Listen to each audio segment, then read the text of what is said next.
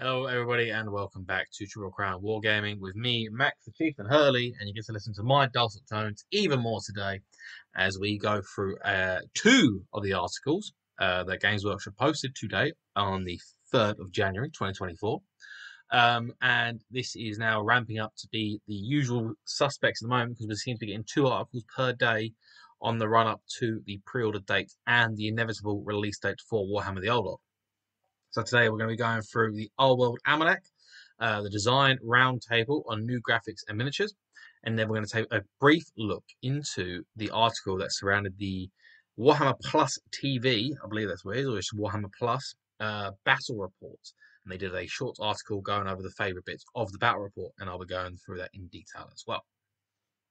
So I'll start off with one of the harder ones that's going to be for me, to be honest, because as we may know, I'm not the most design and artistically minded of the team, but we're going to give this a go anyway. I want to give you my 2 cents, and that is on the design of the new miniatures that the Old World team have produced. So we're just going to run through the article as it goes through. So one of the first questions that was asked of the designers was, where did you start with the new miniatures for such beloved factions? And the first guy, Giorgio, says the Bretonnians and Tomb Kings hadn't really been stars of the previous edition for a while, but as the community loves them both, they felt natural fit for the return to the old world. Now, I believe this is just going to be alluding to the fact that the Bretonnians and the Tomb Kings, especially the Bretonnians, they weren't an army that was they didn't get an update through 7th or 8th edition, so they were stuck with a 6th edition army book, and the Tomb Kings got one of the first army books in 8th edition, so they weren't a particularly sort of well-loved army. I don't want to say I don't want to say they weren't well-loved. They just weren't kept up to date with the rest of the armies as they come out. And of course, they were inevitably scrapped when the old world, when Warhammer Fantasy 8th edition died in the end times. Whereas a lot of the miniatures from Warhammer Fantasy 8th edition went over to AOS for a time being, Bretonnians and Tomb Kings were scrapped altogether, which was a big sad for a lot of people because they were really nice models. So that first comment basically say it's getting around the idea of the fact that they were scrapped models and people really enjoyed them and they were quite sought after, so they were the initial contenders to come back as the starter factions. And it goes on to say that they found a massive tome of Bretonnian concept art, background, and heraldry, and everything the old Warhammer design team had put together years ago. Now, the Bretonnians being bit of an old faction, if I'm honest. They've been around the block for quite a bit, and to be honest, so have all the other factions. But they certainly been around with the oldest iron book, and that iron book, obviously, if you've seen it, is one of a sort of it's a well loved iron book because it's quite, I don't know what the word is. It's quite not contemporary. It's quite artistic in the way it's set out because you've got almost the pages are set out as if it's a tapestry on the walls of a Bretonnian lord's castle, which is quite nice, and that's set throughout the rest of the book itself. So finding tomes like that one and finding tomes like Bretonnian concept art, background heraldry, it is quite good. Decided to keep a lot of that in. And then went on to say that that guy that was basically a style guide from the old studio has been put together at the end of a project, and they collected all their assets, box art and packaging transfers, copies and concept art, everything into paper form and rationalised it all. It was effectively the legacy of that particular period. So it's nice to know that they've kept the design of the Bretonnians from that sort of idea. As we can see, this lovely piece of artwork in which the Bretonnians are absolutely decking some orcs. Broken lances, which is obviously not a rule in game, but it's nice to see that they did function in the sort of artistic style as they would do in real world. And so they go on to say that the book gave us a great launch pad for new miniatures. It also contained a series of new things that we've not done before, such as the locks, which are a new motif in the Bretonnian range. And then they go on to say that the big desire of the Knights of the Realm on foot was finding specific themes that could be particular to the Bretonnian, and then showing them through their attire, equipment, amulets, and little trinkets. He said it would be very easy to make them look like historical knights, so we had to dig through what makes them Bretonnia, not other generic fantasy knights, and importantly, what separates them from an empire knight. These two factions have similar aspects that had differentiated them. Now, the mounted Bretonnian knights and the mounted empire knights obviously have their big distinctive looks. The mounted empire knights are basically tin cans, including the horses. They're all surrounded in barding and full plate, whereas the Bretonnian knights, the knight themselves, is sort of more traditionally and more real world focused in terms of the way it's armored. And then the horse has obviously the tabars running down its length, make it look like it's wearing a big cloth, big coat and everything like that, but obviously has the barding underneath said coat. And so they took inspiration for the Bretonnian men at arms on foot from, I believe it says here, The legendary Arthurian-style fantasy of questing knights with the devotion of the lady is the angle we wanted to hone in on and make evident in the miniatures. So by the looks of it, they mainly focused on the foot knights being sort of not so much questing knights, but maybe men at arms, not men at arms, maybe knights of the realm that are in the progress of potentially starting their questing vow or taking their questing vow.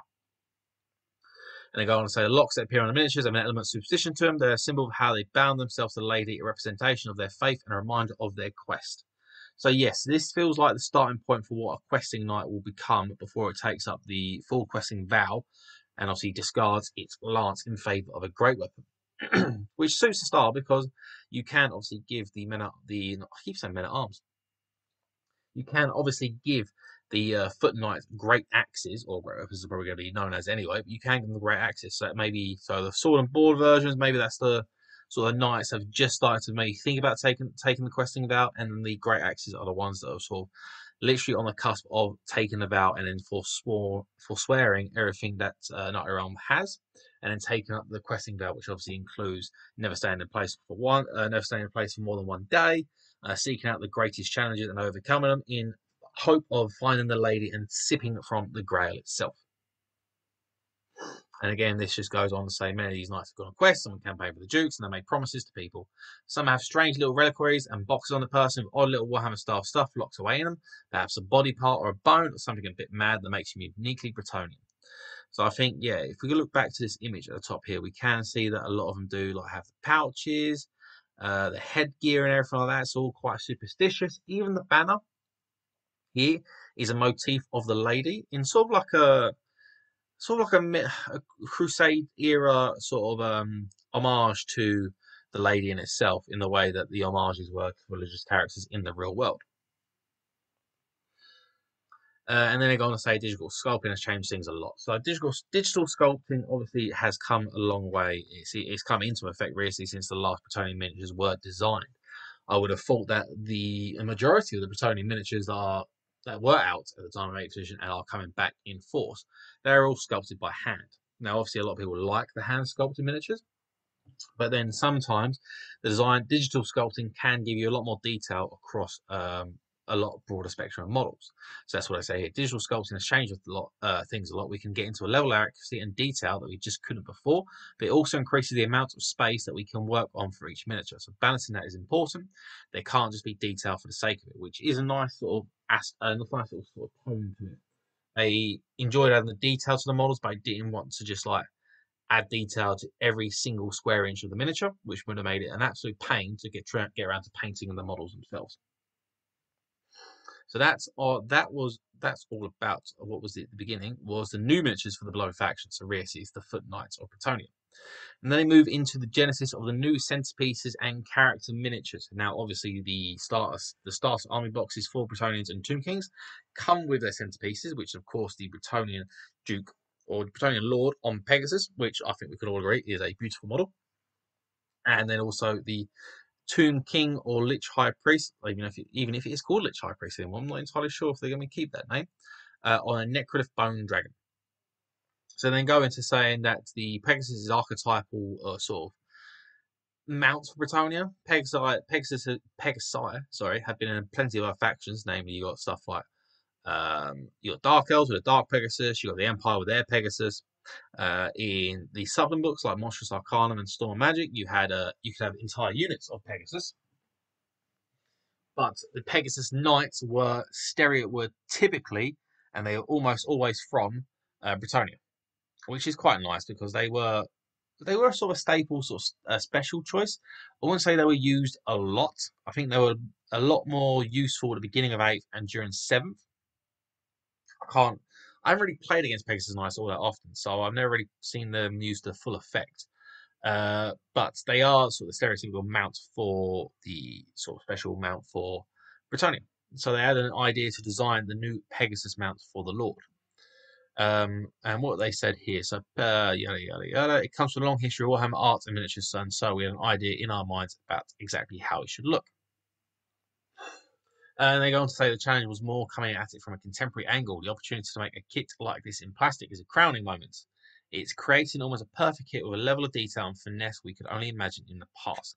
For the Pegasus, so much of the impact comes from its wings. Always one of the hardest elements to sculpt, but beautiful in the end, so graceful with connotations of the angelic, the divine, and the legendary. Now, I will agree that the wings on the Pegasus are probably the most striking part of the entire miniature. They are huge, very large, almost reminiscent of what was the old Iron of the Blood High Elf print on a griffin. It reminds me a lot of those wings, but more in a sort of threatening, rearing pose as the Pegasus is rearing up, rather than a swooping dive that the Iron of the Blood griffin did take on. So I do get where they're coming from by saying it's got the elements of the angelic and the divine, because it does seem like you could stick those wings on a larger model, say like a demon prince, and give it sort of like that unholy divinity to it. Which actually, now saying that, would be a very cool idea to look at for a Slaneshi demon prince, is taking the wings off that Pegasus and then putting it on a demon prince to give it sort of like that sort of unholy divinity to it. So yeah, that's going on to that. I think we could all agree is that the design of that Pegasus is impeccable. I really do like the miniature. It's very nice. It's got a dynamic pose to it, which I do always appreciate in the models that Games Workshop create sometimes, is the dynamicism for the miniature in itself as it's moving towards its foe. And then they go into the idea behind the Necrolyth Bone Dragon. So this one's been a bit of a contention for people at some point. So they say the Tomb Kings need a centerpiece to match, and we gravitated towards a dragon because in Warhammer Fantasy, a dragon is this great and grand thing. But for the Tomb Kings, it's also a horribly evil thing. In returning, the Pegasus is a symbol of virtue and nobility, whereas the dragon which faces off against it is an ancient evil representing inhuman power. Now, dragons obviously do die, and they do go to a desert. I can't remember what one it is, and I think the Lore Master was going on about it as well. He couldn't remember what it was, but dragons do go off to die in a desert, and it becomes the land of bones. So this is probably where the Lich Priests are finding the dragons, is these graveyards, and raising them up as Necrolyth Bone Dragons. A lot of people have said in the past that the dragon doesn't make a lot of sense for Tomb Kings. People coming out with saying it should have been something that's a bit more Egyptian themed, maybe a bit more crocodilian, or a bone mammoth or something like that, which I can agree with. I do get where they're coming from. The model, as you can see on the screen, it does have the crocodilian head, but they've just given it some bone wings on the side as well. I think with simple conversion work, you could just take the wings off and treat it as an Necrolyth Bone Dragon, but it's actually just a giant bone crocodile, which I think would be super cool. I'm not going to say the model is horrible. The model is lovely. It's rearing. It's imposing. It's certainly got a bit of grandeur to some of the older miniatures, like the skeleton warriors next to it, or the carrion you can see in the background. And especially when it comes to the howdah and the canopy in which the character sits upon, it has the vulture coming straight from the sand with some of the motifs and the iconography of this death mask included, and the howdah top in itself. So overall, it's a really nice miniature.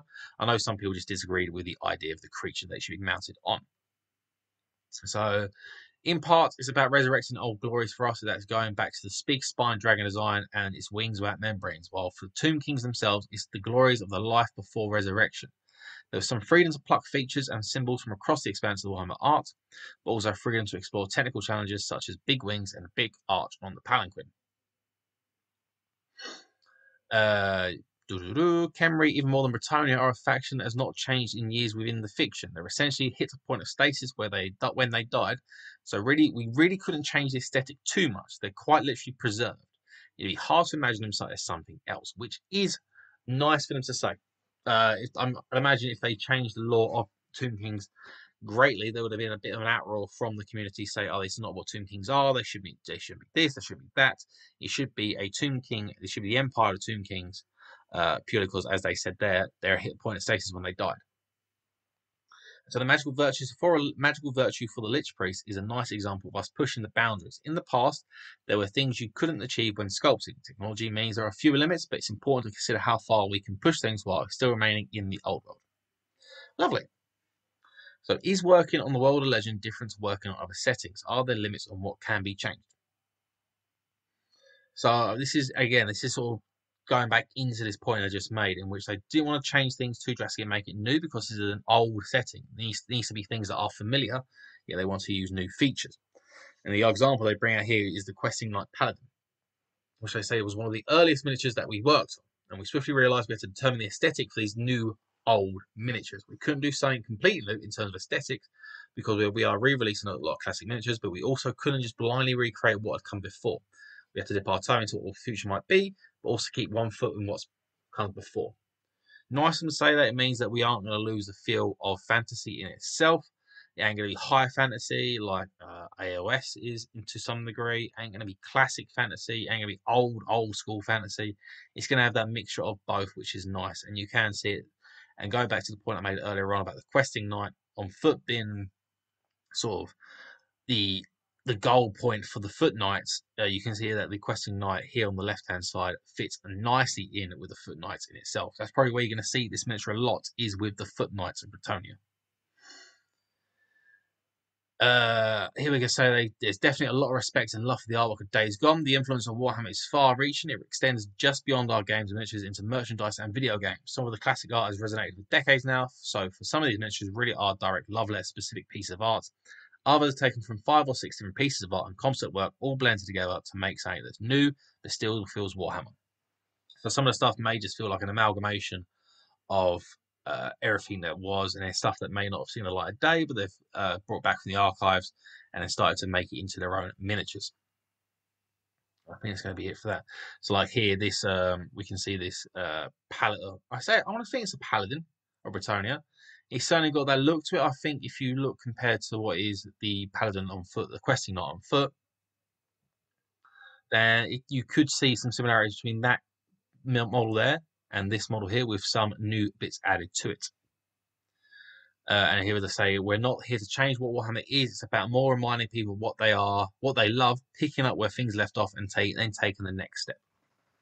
Which I think a lot of people did think was going to come from the old world. It weren't just going to be a complete rehash or remake of 8th edition. They wanted to make something new while keeping some of the traditions alive from 8th edition.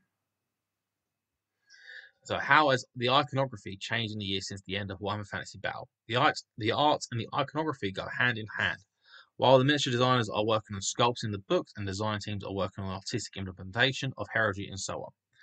So for Bretonnia, we looked at all examples of early iconography to try and decide what was and wasn't clear, what was missing, and so on. For each dukedom, we drafted a few different examples and worked on drilling down into the strongest, most immediately recognizable examples. There was also an element of making the iconography consistent as opposed to a series of diffuse elements. So yeah, so we can see some of the artwork here. So obviously you've got a men-at-arms shield, the peasant men-at-arms, and you've got all sort of the stuff going up here. So what I'd imagine be a knight errant, knight of the realm, questing knight, grail knight, and duke or baron. So this sort of artwork and this progression of the shield and its sort of how it looks does look like they've taken cues from the Llewellyn Kerr artwork of his shield in the 6th edition Bretonnian Army book, because you can see his shield progressing from when he was a knight errant all the way up to him being king of Bretonnia. We sent another example of a shift in our approach is the fleur de lis that appeared across heraldry. Now, the fleur de lis is a massive, massive icon of Bretonnia. A lot of times, whenever in real life when I'm walking down the street, I do see a fleur de lis. I think, oh, Bretonnia. Really sad of me, I know, but it's just one of those things that sticks in your head after a while. This is a fairly generic heraldic device, but it's now been made into one that is indisputably Bretonnian, with the inclusion of the sword in the middle and the sharper crescents, as we can see at the new design of the new Bretonnian fleur de lis. So obviously they've gone on about the sharp crescents we can see from here, and they've added the sword rather than just another straight piece of the fleur de lis. It is literally a sword with a hilt and everything, with the attached grail motifs from the middle as well, hanging by the chain. So the difference between the world of the end times and the world of legend also shifts our perspective on what Bretonnia is. In the world of legend is a shining beacon of chivalry and honor. At this point in history, they really are walking that walk. The rest of the world is primarily meeting exiles and crusaders, not the paragons of chivalry that live in Bretonnia as well. We reflect that in the heraldry and coats of arms. There are strict rules understood by the knights that reflect in the art's background of miniatures and painting, but it might be slightly different in this setting from what you're used to. So it looks like they're just trying to make the actual Kingdom of Bretonnia, rather than the border princes that the Tomb Kings are invading. They're the ones that are the true sort of beacons of chivalry and honor. The ones that the rest of the world are primarily meeting are exiles and crusaders. So their heraldry is going to be a little bit more muted, a little bit more damaged, and going from there. And then they go on to say about the Tomb Kings and how Khemri is a collection of kingdoms, essentially an empire from before the word empire even existed in the old world. We focus a lot on the idea of crowns and their adornments to define each kingdom, each on top of a skull because it's the Tomb Kings. Naturally, you can't have Tomb Kings without having skulls everywhere. There's also this idea that perhaps some of the crowns are the ones that they were buried with when they died. There are even some hints at older gods and Nehekara in there if you know where to look.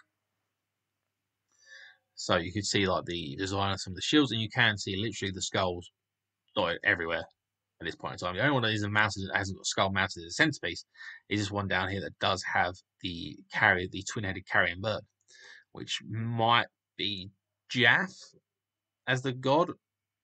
Correct me if I'm wrong, but I believe the vulture god from Khemri was Jaff. I may be wrong. I'm not up to date with my Tomb King god lore as it was. So of all the heraldry, the symbolism of the mortuary cult was the most heavily layered and thematic. The skeletal vulture evokes a few ideas as a two-headed skeletal creature that feeds on the dead. So I think that is Jaff. I might be right there. Woo! There's the idea of Ouroboros and the phoenix imagery in there, but the decrepit and skeleton are not to the duplicitous nature of the priests. They promised the royalty a shining golden afterlife, but what they delivered is something entirely else. So, yeah, they're coming with the idea of being a corruptive form of immortality and rebirth. So when the Tomb Kings died, the mortuary cult promised them they come back in shining golden bodies, stronger than anything else, ready for their kingdoms to be ruled over as they had intended.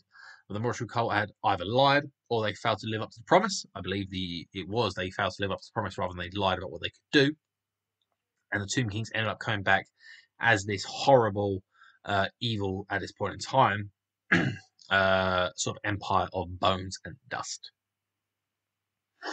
And then beyond that, there's not much else to talk about in terms of the design from the old world.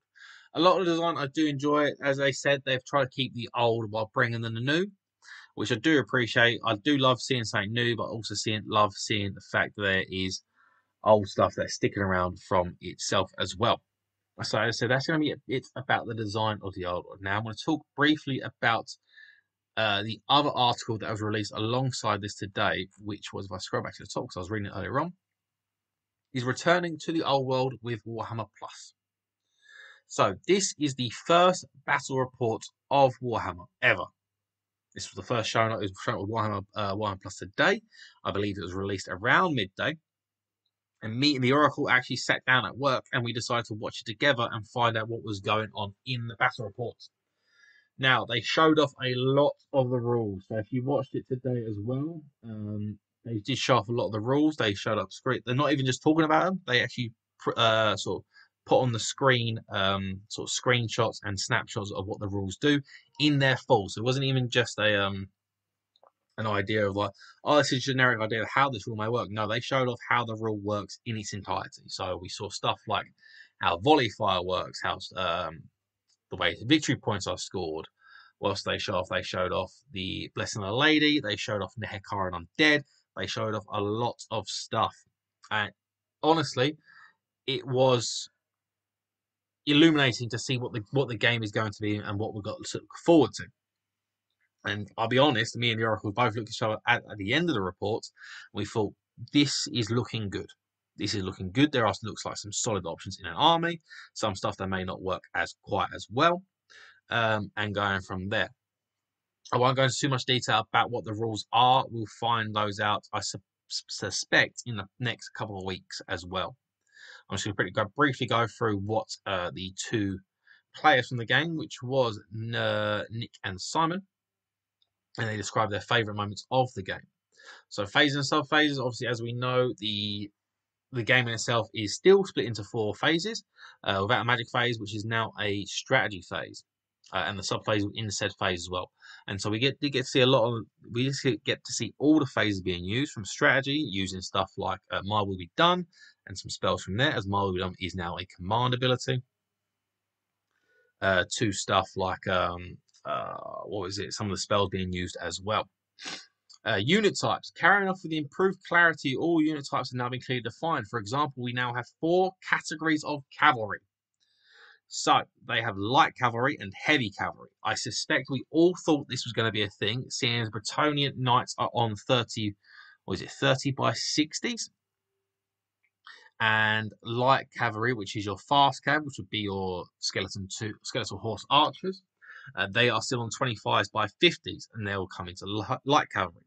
And you still get a confirmation of monstrous cavalry, and that war beasts are now a type of cavalry, which I don't think has been mentioned before, which is a cool thing to look at, to be honest. Seeing as war beasts were really their own thing, they never really saw much use outside of stuff like dire wolves or chaos warhounds or saber tusks and stuff like that. So now they are a cavalry subtype. Maybe we'll see some different uses from them. Each has their own specific rules, which means everything is clearer, and crucially, each unit can act exactly how it's supposed to on the battlefield. Magic, obviously we all know, big sad that the magic phase is no longer with us, and they've just split magic across the 4 other phases. We did see magic come into play, and we did see it cause a bit of damage. It did quite good. It wasn't the be-all, end-all that it used to be in 8th edition. There was no big spell, there was nothing like that. It actually helped out, and it made the game flow a little bit as it was. Some of the spells being casted caused damage, but they weren't so much damage that the game was over immediately, as it has been in the past. So, and then they go on to speak about armor piercing. As we all know, that the strength no longer gives you a bump in arm penetration, but it's actually now an AP value of the weapon you're using. And we get to see Armorbane being used in game, as they had some Bretonnian peasant bowmen. And seeing as they have longbows, and I went over that about 2 days ago when we discussed the weapons that were shown off in the How to Play video. The Armorbane, it did alright. It wasn't sort of massively advantageous. There was a couple Armorbanes that went through on some stuff like skeleton chariots or skeleton warriors. So they went from what was on there as a 5 of arm save to a 6 of arm save. So it can make a difference. It does help bows a lot more, because especially longbows, seeing as strength 3, even against stuff that's only got 5 arm save, it means a third of the wounds that you're causing are not being taken. Whereas if you get the Armbane off, it means that you're now taking you're only preventing a 1/6 of the wounds rather than a third. Fallback in good order. So this is how the morale and everything like that works. Now we did see it happen a lot of the time, and across the game from what we watched, it was only a 4-turn game, so it was quite quick. If I'm honest, we all thought this game might be a bit slower than it was, but it was fairly quick. It was a 4-turn game. And we did see fallback in order come into effect quite often. There was only one instance across the entire game in which a unit was run down, which made it for sort of a solid grind of a game, which I suspect that's how rank and flame battle tactics should work in real life. And we did get to see how the sort of pursuing and then charging back into combat if you fall back and got worked as well. It's all about taking initiative. Now, being a skeleton, the initiative was heavily against them, as it was anyway. When you got stuff like the Tomb King that's down here, you can see in the picture. It just meant that the Bretonnians were for certain going to be going first if they got the charge off, and they did get a lot of charges off, as they do have swift stride with movement. I believe they use it as 8. I can't remember if they actually said what movement they were. And they say in the episode of the Barrel Report, we found that knights charging on +3 initiative was so good that many of the Tomb Kings were destroyed before they even had a chance to fight. So I don't know if the way the charging works, I can't remember if it was the distance they moved or if it was a flat value on what they charged in on, but the Bretonnians were pretty much going first all the time. Now this bodes ill for an army that doesn't have a lot of cavalry, as it might mean the heavy cavalry especially is going to be a bit of a meta for the early stages of the old world. It'd be interesting because cavalry didn't really play that much of a meta role in 8th edition. They were kind of pushed aside as sort of like a gimmick or a Death Star if you really want to go that big into them, but they weren't sort of a sort of not an auto include, but sort of a heavy inclusion in your force. And then that's about it as they go before they go into going into Lore Masters from Warhammer Plus. So, as I said, overall, the game, from what me and the Oracle watched, it was a very good game. It looked like what we were expecting, and we both were just saying we're looking forward to this game coming out. One thing I did notice I failed to mention to the guys earlier on was that the board they played on looked a bit smaller. It didn't look like a 6x4. I could be wrong, could just be the angle they were playing at, but I can't be certain if it was a 6x4 they were actually playing on. So whether or not the board sizes are changing, I can't confirm at this point. We'll find out in a couple of weeks' time when the game is released finally. But yes, overall, I think we're all going to be looking forward to the game. If you watched the battle report earlier on today, leave a comment below saying what you thought about it. If you didn't, then hopefully this has helped give you an explanation of what I thought the game is going to be like and some of the rules that they showed off. And if you have any thoughts on the previous conversation, which was the design of the old world and how to design the new miniatures, again, leave a comment below about what you feel about it. If you like the way the new miniatures are going, if you don't, let me know. But I think that's going to be it for me today. I've rambled on for about half hour or so at the moment. So thank you very much for listening. If you enjoy this, watch all of our other old world discussion videos. I believe there's a good chunk of them now. If you enjoyed those, head over to our YouTube, head back to the YouTube channel in which you can view all of our existing 8th edition content. That's going nowhere. We're not getting rid of the 8th edition stuff. That's the game we fell in love with. And if you enjoy that even more, head over to TripleCrownWargaming.com. Go to the Knights in the Realm mustering ground, sign up to be a Knight of the Realm, and view all of our other exclusive content. There's plenty of it for you to watch, guys. But until then, thank you very much for watching, and I'll see you next time. Remember to tag your friends and like, subscribe, and share. Then head over to TripleCrownWargaming.com and become a Knight of the Realm today. What are you doing, mate? You alright?